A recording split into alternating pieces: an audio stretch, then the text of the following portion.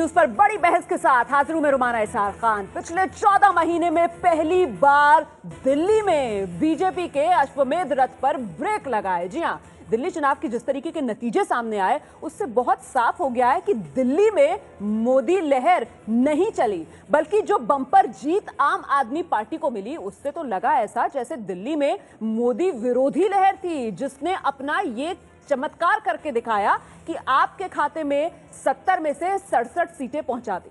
तो अब सवाल यह है कि क्या ये मोदी विरोधी लहर अब दिल्ली से बाहर भी बढ़ेगी? पहले एक रिपोर्ट देख लीजिए आप, उसके बाद चर्चा शुरू करेंगे। दिल्ली की 70 में 67 सीटों पर आम आदमी पार्टी की जीत। पिछले चुनाव में 32 सीट जीतने वाली बीजेपी को महज 3 सीट, बीजेपी को 33% वोट जबकि आम आदमी पार्टी को 54% वोट। और इन चुनावी आंकड़ों से अलग जश्न में डूबे इन चेहरों को देखिए।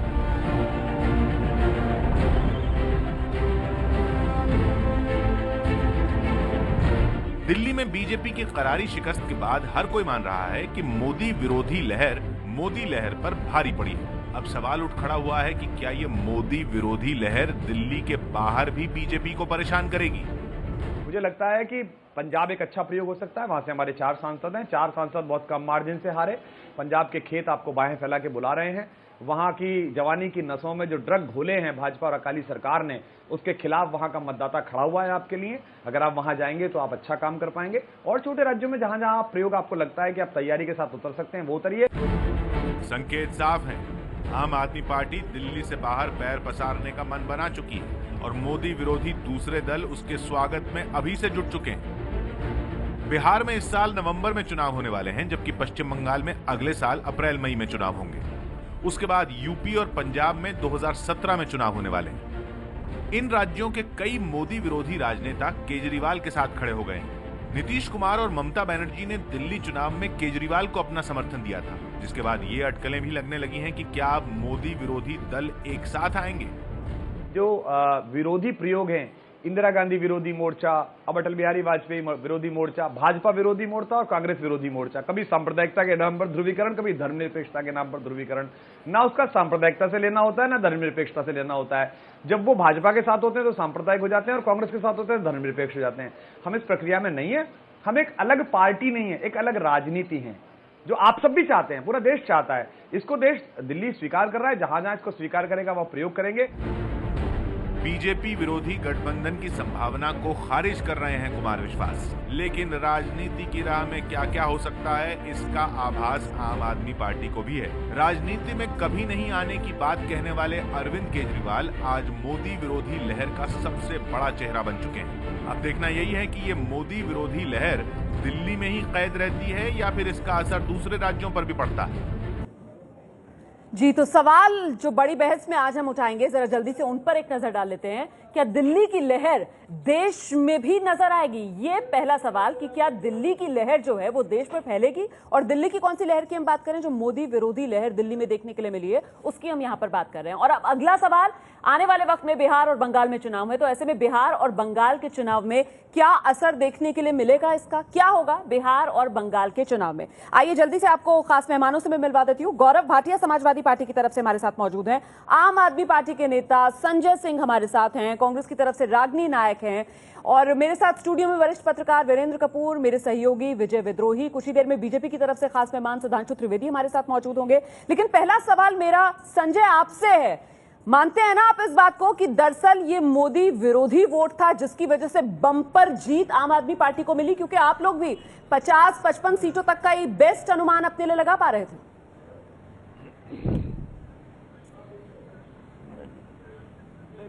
से जब हम लोगों ने चुनाव शुरू किया था, हम बार बार ये कहते थे कि दिल्ली के लिए आपका चेहरा क्या है।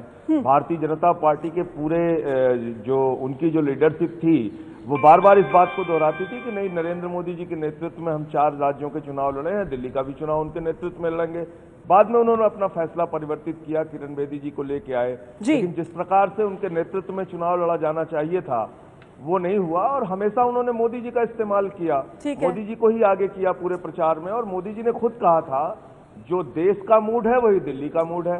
तो दिल्ली ने ये साबित किया कि जो पिछले 8 महीनों में केंद्र की सरकार से उनको भरोसा था, वो अपेक्षाएं पूरी नहीं हुई, और जो हम लोगों ने जो जनता के साथ संवाद किया, उसके कारण जनता हमारे साथ इतनी बड़ी संख्या में जुड़ी और एक ऐतिहासिक और एक बड़ी जीत दिल्ली की जनता ने इतिहास में दर्ज कराई आम आदमी पार्टी के ठीक है सुधांशु त्रिवेदी, मतलब सीधे सीधे मोदी लहर के लिए ये खतरे की घंटी बीजेपी क्या कर रही है?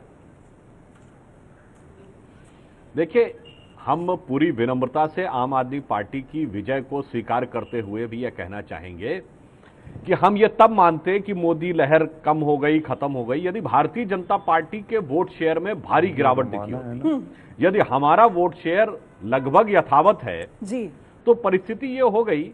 यद्यपि हम ये मानते हैं, हम इसको कोई राजनीतिक दृष्टि से उसके बचाव का पक्ष नहीं ले रहे, मगर इससे साफ ये नजर आता है कि जो जो मत भाजपा के विरुद्ध में था, वो सारे के सारे मत, चूंकि अन्य सारी पार्टियां नष्ट प्राय हो गई। सुधांशु जी, आप बड़ी विनम्रता के साथ इस हार को स्वीकार कर रहे हैं और ये तर्क दे रहे हैं, लेकिन अब एक तर्क मेरा भी सुनिए जिस पर बहुत चर्चा की जा रही है कि दरअसल मोदी लहर ही तो थी ना वो, जो 33-34% से सीधे लोकसभा चुनाव में 47% भाजपा का वोट शेयर पहुंच गया था, तो वो थी मोदी लहर। वरना सर उतना तो भाजपा रहती थी 30, 32, 33 के आसपास दिल्ली के अंदर। तो ऐसे में ये मोदी लहर का घटाव नहीं तो और क्या है कि दोबारा से उसी स्थिति में आ गई है भाजपा जिसमें मोदी के आने से पहले भाजपा रहा करती थी। लोकसभा का चुनाव राष्ट्रीय मुद्दों पे मोदी जी के नाम पर लड़ा गया था, मोदी जी को प्रधानमंत्री बनाने के लिए।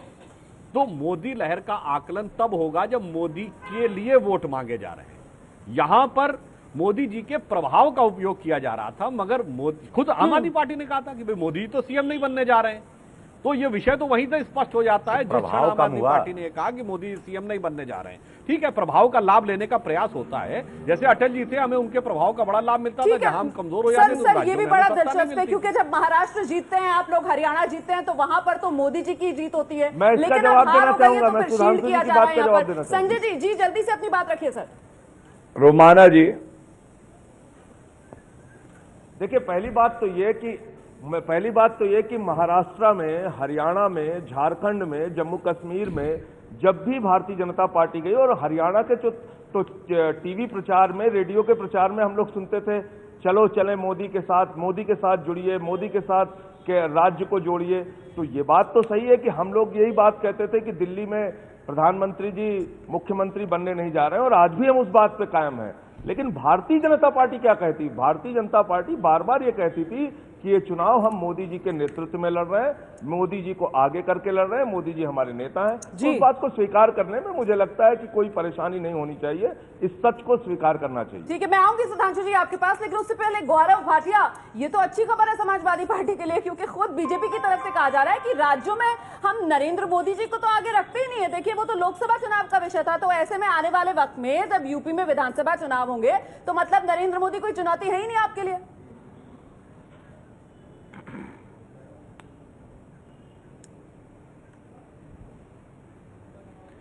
देखिए, ये सिर्फ उत्तर प्रदेश या समाजवादी पार्टी के लिए ही नहीं, ये पूरे लोकतंत्र के लिए बहुत अच्छी बात है कि अगर कोई सरकार जनता को बहला फुसला के झूठे वादे करके आए और वो पूरे ना करे, तो जनता उसको तुरंत जवाब दे।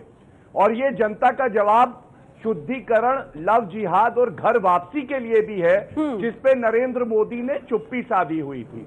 और सुधांशु जी को मैं बड़े ध्यान से सुन रहा था, मुझे याद है कि जब न्यूज़पेपर में इश्तिहार आता था तो आधे से ज्यादा पेज पे मोदी जी का चेहरा होता था। हर लीडर हरियाणा और महाराष्ट्र जीतने के बाद कहता था ये मोदी जी का प्रभाव है। और क्या आज वो ये कहना चाह रहे हैं कि देश का प्रधानमंत्री 4 रैली करता है और लीडर है और उसकी हैसियत 3 सीट जिताने की रह गई है? तो कहीं ना कहीं ये दोहरी राजनीति का परिचय भाजपा दे रही है, जिस दोहरी राजनीति के लिए वो जानी जाती है। ठीक है, कांग्रेस की तरफ से राजनीति नायक भी हमारे साथ मौजूद है। बहुत जल्दी मैं राजनीति के पास आ रही हूं, लेकिन उससे पहले संक्षेप में सुधांशु त्रिवेदी आपका जवाब, क्योंकि देश का प्रधानमंत्री जब दिल्ली जैसे छोटे राज्य में 4-4 रैलियां करता है और सीटें मात्र 3, तो फिर ये मोदी लहर का विरोध नहीं तो और क्या है सुधांशु त्रिवेदी? देखिए, ये जो तथ्य है ये भी थोड़ा अतिरंजित स्वरूप में प्रस्तुत किया जा रहा है, स्क्यूड फॉर्म में रिप्रेजेंट किया जा रहा है। दिल्ली में 70 विधानसभा सीटों के लिए मोदी जी की 4 रैलियां हुई, जम्मू में 37 सीटों के लिए 8 रैलियां हुई और कश्मीर की अलग एक रैली मानी है, वो 9 थी। जम्मू में 37 सीटों के लिए 8 रैलियां हुई, उसी के अनुसार हम नहीं जा रहे हैं। महाराष्ट्र में 25 रैलियां हुई, झारखंड में अलग हुई, चूंकि दिल्ली में। अब मैं बात यह कहना चाहता हूं, जो गौरव भाटिया जी ने कहा, यदि यह बात मानी जाए तो भाई ये बताइए, उत्तर प्रदेश में 73 सीटें भाजपा को मिली थी, आपके राज्य में वो आपकी सांप्रदायिक नीतियों के विरुद्ध था क्या? तो आपको नीतीश कुमार की तरह इस्तीफा दे देना चाहिए था नैतिकता के आधार पर, जैसे बिहार में नीतीश कुमार ने छोड़ दिया कि साहब जनता ने हमको इतना कम दिया। तो इसलिए सुधांशु जी, इसीलिए तो मैं कह रहा हूं कि इससे जल्दी एंटी इनकम्बेंसी कभी नहीं आई। बढ़ाएंगे। रागनी नायक भी हमारे साथ मौजूद है, एक बार भी मैं उनके पास जा नहीं पाई हूं। साथ ही अरुण कुमार श्रीवास्तव जेडीयू की तरफ से हमारे साथ मौजूद है इस वक्त। सवाल हमारा ये कि क्या दिल्ली की लहर देश में फैलेगी? तमाम खास मेहमान हमारे साथ मौजूद है। रागनी नायक, मेरे पास आपके लिए 2 सवाल हैं, लेकिन पहले सवाल का आपको जवाब सिर्फ हाँ या ना में ही देना होगा। रागनी, आपको क्या लगता है, जरा हाँ या ना में जवाब दीजिए, क्या दिल्ली की लहर देश में फैलेगी?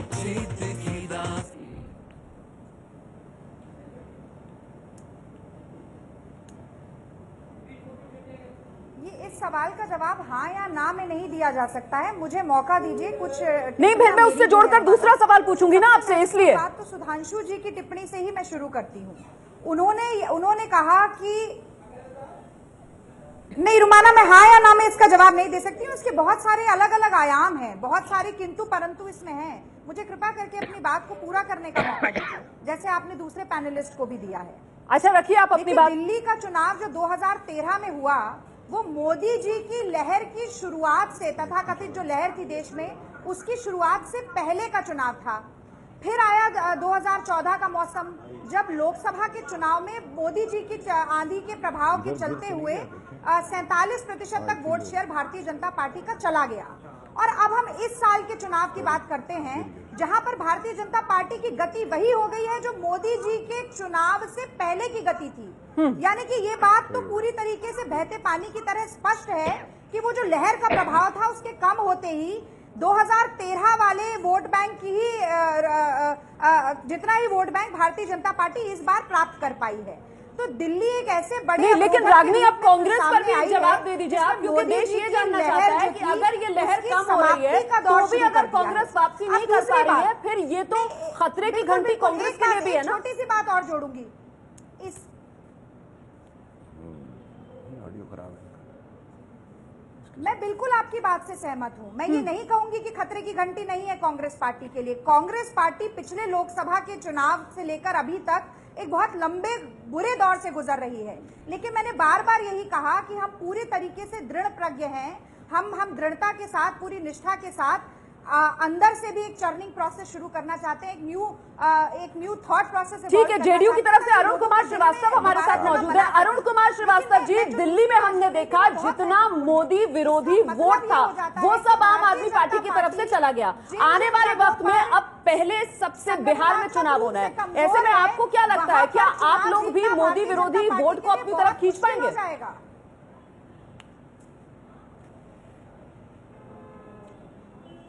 वो हम पहले ही उसका शुरुआत कर चुके हैं। जो उपचुनाव हुए थे हम सब लोग मिलकर साथ लड़े, अब अगला भी चुनाव जो होगा हम लोग सब लोग मिलकर साथ लड़ेंगे और चुनाव लड़ेंगे, और वही हश्र होगा जो दिल्ली में बीजेपी का हुआ वही बिहार में भी होगा।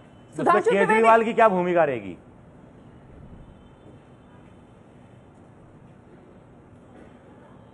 केजरीवाल की क्या भूमिका रहेगी, ये सवाल पूछा जा रहा है आपसे। बिहार में हेलो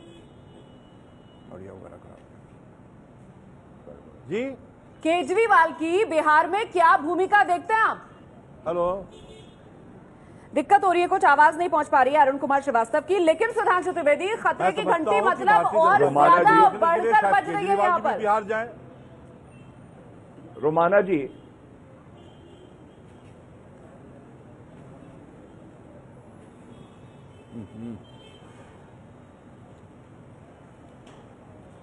जी सुधांशु जी जवाब दीजिए। देखिए, ऐसा है कि दिल्ली में जो आम आदमी पार्टी को सफलता मिली उसमें एक बहुत बड़ा कारण यह भी था कि अन्ना आंदोलन का केंद्र यहां पर था। उन्होंने बहुत सालों से यहां मेहनत भी की थी, बड़ा लंबा संपर्क भी उन्होंने उठाया था, उनका संगठन भी व्यवस्थित था, वो सब बात अपनी जगह है। बिहार की जहां तक बात है, मैं तो चाहूंगा कि आम आदमी पार्टी आके खड़ी हो किसके साथ, लालू प्रसाद यादव जी के साथ, जो चारा घोटाले जैसे महान कार्य में के आरोपी रहे हैं, कांग्रेस पार्टी के साथ आके खड़ी हो, अन्य पार्टियों के साथ आके खड़ी हो, जदयू के साथ आके खड़ी हो, तो हम स्वयं ये देखना चाहेंगे कि वो कितना एक सुंदर दृश्य उपस्थित होगा जब ये एक समन्वय के साथ यह गठबंधन खड़ा होगा। किसके विरुद्ध में? तथा कथित सांप्रदायिक शक्तियों के विरुद्ध में। अभी गौरव भाटिया जी नजर आ रहे हैं। रोमाना जी, मैं इसका जवाब दूंगा। रोमाना जी, मैं कुछ कहना चाहता हूँ। मेरे साथ वरिष्ठ पत्रकार वीरेंद्र कपूर मौजूद है। अब तक हम उनके पास नहीं जा पाए, लेकिन वीरेंद्र कपूर जी, जिस तरीके का स्टैंड बीजेपी की तरफ से लिया जा रहा है, इसका जवाब देना चाहूंगा। कन्वीनियंस नहीं तो और क्या है? जब जीतती है पार्टी कहीं पर तो पूरा का पूरा श्रेय नरेंद्र मोदी को, और जब हारती है तो नहीं मोदी लहर पर इसका कोई असर नहीं है। ये कैसा जवाब हुआ? नहीं, देखिए, मोदी जो हैं वो भारतीय जनता पार्टी के आज सबसे सीनियर मोस्ट लीडर हैं, तो हार और जीत का कहीं ना कहीं श्रेय और जो ब्लेम है थोड़ा मोटा उन पे भी जाएगा। ऐसी कोई बात नहीं है। पर हम लोग जो, मेरे ख्याल से हम लोग जो है दिल्ली की जो जीत और हार है इसको ज्यादा तूल दे रहे हैं हम लोग, क्योंकि ये media capital, political capital, administrative capital के अलावा ये दिल्ली की मीडिया कैपिटल भी है। पर इसको अगर आप क्या वजह सिर्फ यही है? क्योंकि हमने देखा जिस तरीके से प्रधानमंत्री नरेंद्र मोदी की तरफ से रैली की गई, यहां तक प्रधानमंत्री नरेंद्र मोदी ने कहा कि दिल्ली की गलियों मोहल्लों में मैं जाना चाहता हूं, आपका वोट सीधा मुझ तक पहुंचेगा। ये तमाम बातें कही। देखिए, जब आप कैनवसिंग करते हैं, आप पार्टी के लीडर हैं, तो आपको जो रोमाना जी, मैं कुछ कहना चाहूंगा। वीरेंद्र जी ने एक बात कही। सर उन्हें अपनी बात पूरी करने दीजिए गौरव भाटिया जी। वीरेंद्र जी, देखिए, ये ग्लोरीफाइड एक सिटी स्टेट है, एक म्युनिसिपैलिटी है। अब आज कहीं मैं पढ़ रहा था कि 1.38 पॉपुलेशन है दिल्ली की सिर्फ, और दिल्ली का जो रिप्रेजेंटेशन लोकसभा में है, सुनिए, 1 मिनट, और उस 1.28 लोकसभा में रिप्रेजेंटेशन है। पर हम ऐसे बता रहे हैं जैसे कि बहुत बड़ा पॉलिटिकल जो अर्थक्वेक आ गया। अरे भाई, उनको जीत गया की नजर है देश की राजधानी पर, और ऐसे में सवाल हम ये उठा रहे हैं कि आगे क्या होगा। ये मोदी विरोधी लहर, इस पर जवाब देना चाहूंगा 1 मिनट के लिए। तो दिल्ली की लहर क्या देश में फैलेगी? इसी पर हम चर्चा कर रहे हैं। शुरुआती आधे घंटे में जो बात हमने की वो हमने आपको दिखाई। जल्दी से रुक करेंगे, तमाम खास मेहमान हमारे साथ मौजूद हैं। संजय सिंह जी, ये मोदी विरोधी लहर दिल्ली में तो भुना लिया आम आदमी पार्टी ने, लेकिन देश में क्या भुनाने की तैयारी है इसकी?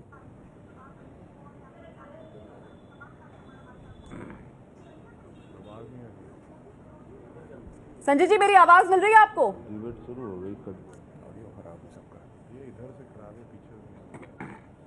मुझे लगता है संजय सिंह जी से हमारा संपर्क नहीं हो पा रहा है। हम सीधे रुक करेंगे। जी गौरव, जल्दी से अपनी बात रखिए।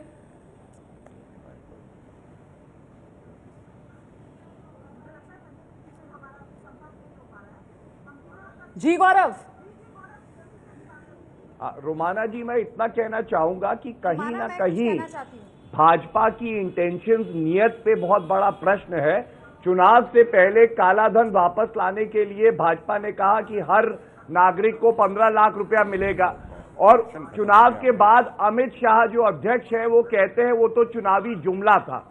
दूसरी बात, जो नेगेटिव कैंपेन भाजपा ने चलाया, इस पर बहुत चर्चा हुई। अरविंद केजरीवाल जी को टारगेट किया, उनके बच्चों, ठीक है गौरव, जो बात आप कह रहे हैं उसी को मैं आगे बढ़ाती हूँ। एक एक करके हम हर बिंदु पर यहाँ पर चर्चा कर रहे हैं। सुधांशु त्रिवेदी, देखिए ना, बार बार ये बात कही जा रही है कि उम्मीदें बहुत थी। मोदी सरकार जब आई है सत्ता में तो लोगों को उम्मीदें दिखाकर आई, अब वो किला टूटना शुरू हो चुका है। तो ऐसे में आने वाले वक्त में दिल्ली से बाहर जब आप जाएंगे तो वो बिहार की जनता जिसने उम्मीदों के नाम पर आपको चुना था, अब आईना तो वो भी दिखाने के लिए तैयार होगी। सुधांशु, देखिए, हर राज्य के अपने समीकरण अलग होते हैं। जहां तक बिहार का प्रश्न है, यह बात मैं पूरी विनम्रता से कहना चाहूंगा कि हमारा जदयू से जब गठबंधन हुआ था तब समता पार्टी थी जो आज के जदयू का स्वरूप धारण किए हुए है, उसकी 1996 में 7 सीटें थी, हमारी 40 थी। पूरे लालू प्रसाद यादव के कार्यकाल में नेता प्रतिपक्ष हमारा रहा। जब पहली बार नीतीश कुमार जी को बनाया तो हमारी संख्या अधिक थी, हमसे अलग हुए, जदयू की स्थिति अलग हो गई। भारतीय जनता पार्टी का अपना एक आधार है, स्वच्छ और अच्छा प्रशासन जब तक हमारे साथ रहे, बिहार की एक अलग छवि रही। सरकार और प्रशासन में भी बिहार की जनता राजनीतिक दृष्टि से बहुत जागरूक है और उसने इस यथार्थ को भी देखा, इसलिए हमें विश्वास है कि अंततः हमारे साथ आएगी और नकारात्मक राजनीति के केंद्र पर बिहार में हम होंगे। देखिए, नकारात्मक राजनीति के केंद्र पर हम होंगे बिहार में। संजय सिंह जी, अगर मेरी आवाज मिल रही है सर, तो सवाल यह कि 2014 लोकसभा में जब आम आदमी पार्टी की तरफ से राष्ट्रीय पार्टी बनने की एक कोशिश की गई तो देश की जनता ने उसे मुंहतोड़ जवाब दिया, लेकिन अब दिल्ली में जिस तरीके का जनमत आपके साथ नजर आया है, क्या आगे इस मोदी विरोधी लहर को दिल्ली से बाहर भुनाने की कोशिश करेगी आम आदमी पार्टी?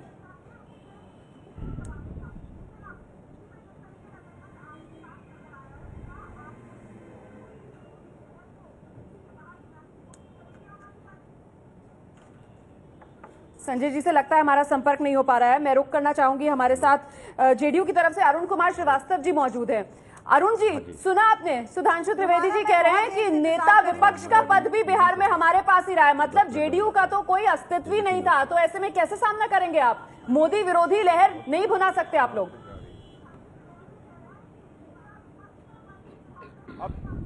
अब मैं नहीं जानता हूं कि त्रिवेदी जी को बिहार के बारे में कितनी जानकारी है।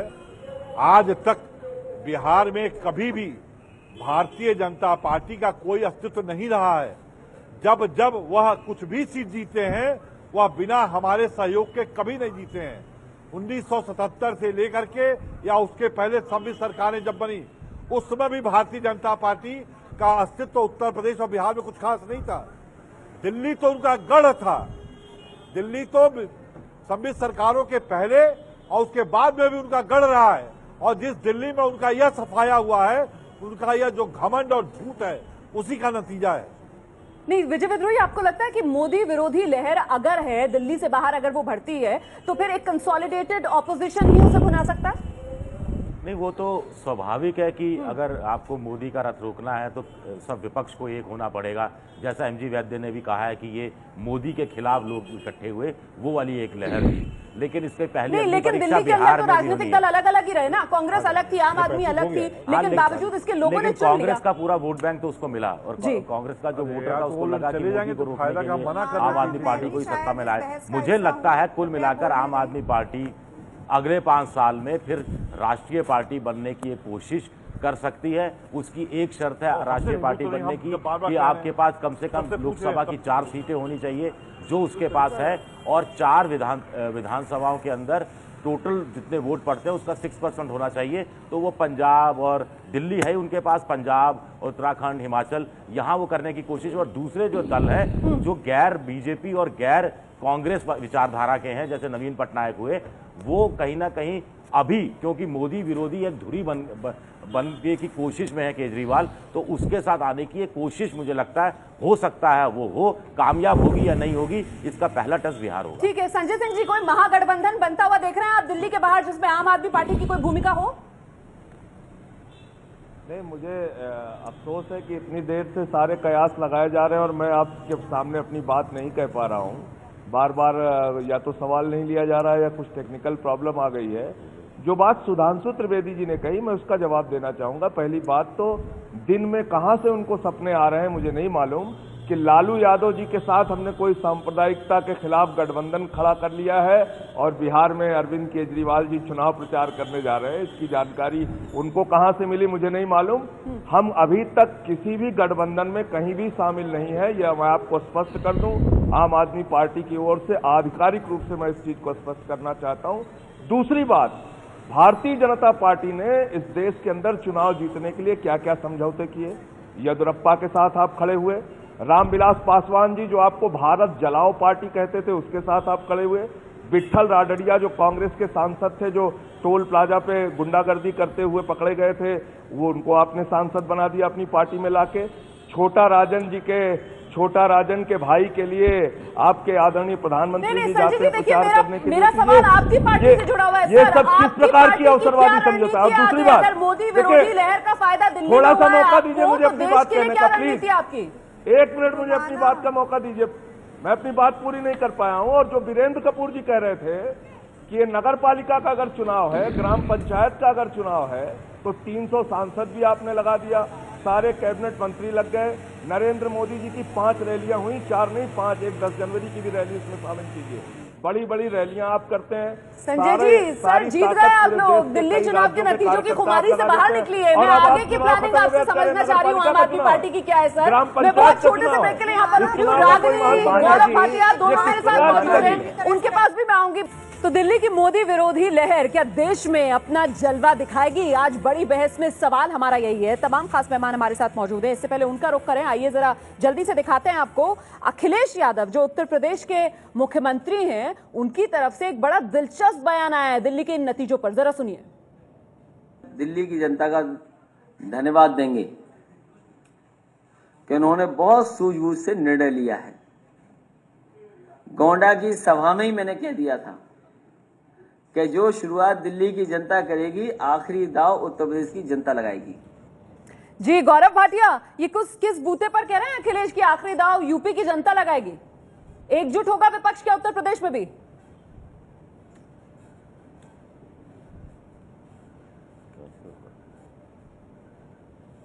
नहीं, अखिलेश यादव जी ने जो बात कही, हम लोग हमेशा सांप्रदायिकता की जो राजनीति है भाजपा की, जो मैंने अभी पहले भी कहा कि समाज को बांट दो, दंगे कराओ। दिल्ली में कभी दंगे नहीं होते थे, भाजपा ने चुनाव को मद्देनजर रखते कराए, मुजफ्फरनगर दंगे कराए। उसी की बात मुख्यमंत्री श्री अखिलेश यादव जी ने करी है। और दूसरी बात, आज मुख्यमंत्री अखिलेश यादव जी ने एक और चीज कही कि अपने घोषणा पत्र को पूरी तरह से उत्तर प्रदेश सरकार ने लागू कर दिया है, जहां भाजपा पूरी तरह से विफल रही है। तो अगर आप वादे करेंगे और उसको लागू नहीं करेंगे तो जनता कभी भी आप पे दोबारा भरोसा नहीं करेगी। ठीक है गौरव, रागिनी बहुत देर से हमारे साथ मौजूद है। रागिनी, देखिए देश की सियासत बहुत तेजी के साथ बदल रही है। हमने 2014 का लोकसभा चुनाव देखा जिसमें पूरी तरीके से प्रेसिडेंशियल स्टाइल एक कैंपेनिंग देखने के लिए मिली। अब राज्यों के अंदर भी इसी तरीके से चेहरों के बीच बड़ी लड़ाई। तो कांग्रेस तो यहाँ पहले ही बैकफुट पर है। आपके पास है क्या? आप किस तरीके से इस बदलाव का सामना करेंगे?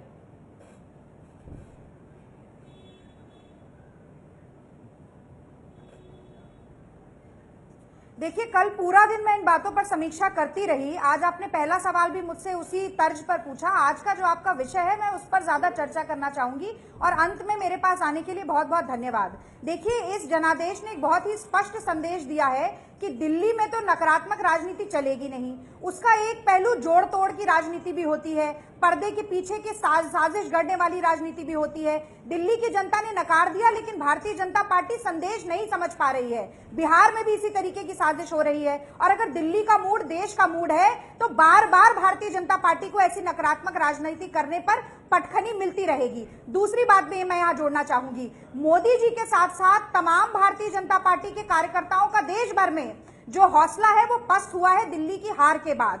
ऐसे में अगर मोदी विरोधी लहर बिल्कुल चल रही है तो कोई एडवांटेज नहीं है भारतीय जनता पार्टी के पास उन प्रदेशों में जहां पर वो आपके कार्यकर्ता का हौसला लोकसभा चुनाव के बाद से पस्त है। क्या एडवांटेज है उसे गिनाए पर उसका आपके पास कोई जवाब नहीं है। रागिनी, चलिए मैं आऊंगी आपके पास। सुधांशु त्रिवेदी जवाब देना चाह रहे हैं क्योंकि आपने इतने सवाल इस वक्त बीजेपी पर उठा दिए। आप जरा उनका जवाब भी सुनते हैं। जी सुधांशु जी।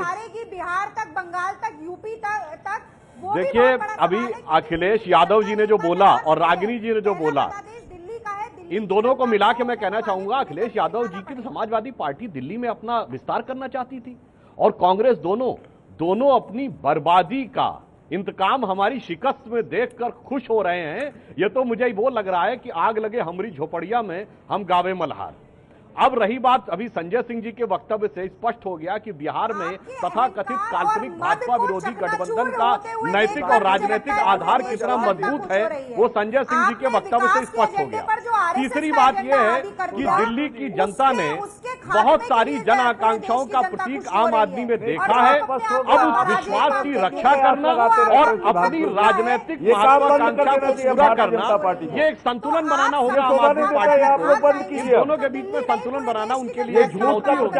अच्छा, मैं आप सबको यहाँ पर रोकना चाहूंगी। मेरे साथ स्टूडियो में दो पत्रकार मौजूद है। वीरेंद्र कपूर जी, आपका आखिरी कमेंट इस पूरी डिबेट पर। देखिए, ऐसा है कि चाहे वो लालू प्रसाद हो, अखिलेश यादव हो, वो एक कहावत है ना कि बेगानी शादी में दूल्हा दिवाना, तो इनका तो ये हाल है। केजरीवाल तो हाथ नहीं बढ़ा रहे हैं दोस्ती में, पर क्योंकि बीजेपी हार गई है, कि दुश्मन का दुश्मन राजनीति में दोस्त होता है, तो इनका तो वो हाल है। परंतु बीजेपी का वोट शेयर देखें वो वहीं का वहीं कायम है। रागिनी जी बात करें अपनी पार्टी की तो ज्यादा अच्छा रहेगा। और केजरीवाल साहब ने जो अभी वादे किए हैं उनको टाइम दीजिए, अपने इंप्लीमेंट करें, दिल्ली की जनता को तो निभाएं, फिर देखेंगे। माना जाए, फिलहाल दिल्ली के अंदर कहीं ना कहीं मोदी विरोधी लहर है, ये तो नजर आ गया। लेकिन अब जिस तरीके से दिल्ली सरकार काम करेगी, क्या उस कामकाज का भी असर इस लहर के देश भर में फैलने पर प्रभाव डालेगा? नहीं, वो देखना पड़ेगा कि आम आदमी पार्टी अपने आगे की योजना क्या बनाती है। फिलहाल तो 6-8 महीने तो उन्हें दिल्ली की जनता से जो ऐसे वादे किए हैं जो तत्काल पूरे कर रहे हैं, उनको उनमें खर्च करने पड़ेंगे। लेकिन ये जो मोदी विरोधी लहर, इसका एक साइड इफेक्ट तो हमें देखा है कि बिहार में अब बीजेपी उस ढंग से मांझी के साथ खड़े होने से थोड़ा अपने आप को थोड़ा साइडलाइन कर रही है। उसका एक असर तो हमें देख रहे हैं। बहुत बहुत शुक्रिया आप सभी का मेरे साथ इस डिबेट में बने रहने के लिए। और